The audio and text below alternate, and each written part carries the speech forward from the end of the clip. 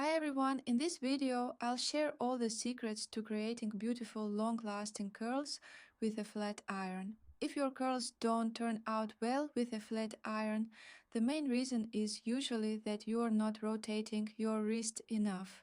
To achieve a defined curl, you need to fully turn your wrist before you start gliding the iron down the hair. Pay close attention to how much I rotate my wrist. The palm is turned towards me. Curling in the opposite direction is even trickier.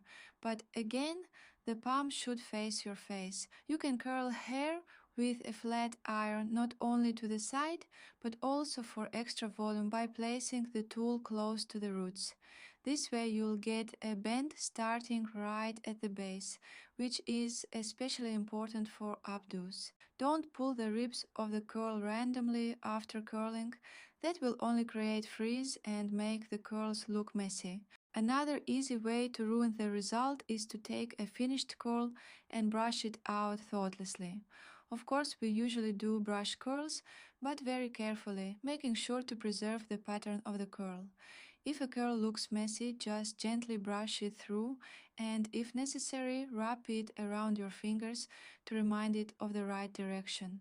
Flat iron curls are usually very resilient and bounce back well after gentle brushing. For clean polished curls, I like to use a wax spray and lightly distribute it on the surface.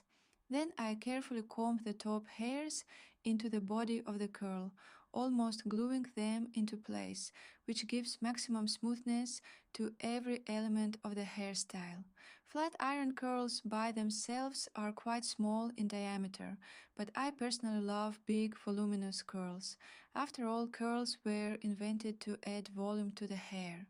That's why I make the base of each curl wider, add texture, ribs and soft lines if needed, and then fix everything with aerosol hairspray. Notice that I never let go of the curl before fixing it. I create the desired shape, mold it gently with my fingers while holding it with my left hand, and only then spray it.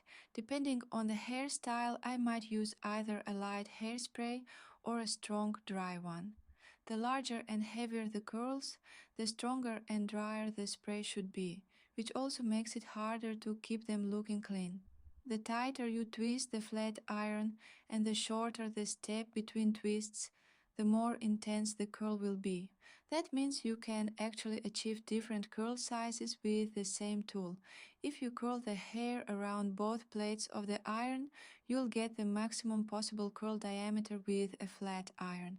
To do this, I tap the iron lightly while supporting the ends of the hair. If you stretch the curl as wide as possible, you can also achieve big, beautiful curls, even with a flat iron of a smaller diameter. Of course, working with a flat iron is not easy, but if you practice and try different techniques, soon you'll be able to create hairstyles of any complexity with just this one tool. And yes, you can curl hair with a single motion from root to ends, but personally I don't love that look because it's not very intense. That's why I usually work with the iron by curling and releasing each bend separately. I hope in this video I clearly showed you why. Thank you so much for watching. I hope after this video you'll be able to create your curls even better and with more confidence. If you found this tutorial helpful, don't forget to subscribe to my channel and turn on the bell so you never miss new lessons. You can also check out my other videos for more tips and tutorials on curls, waves and elegant updos. See you in the next lesson.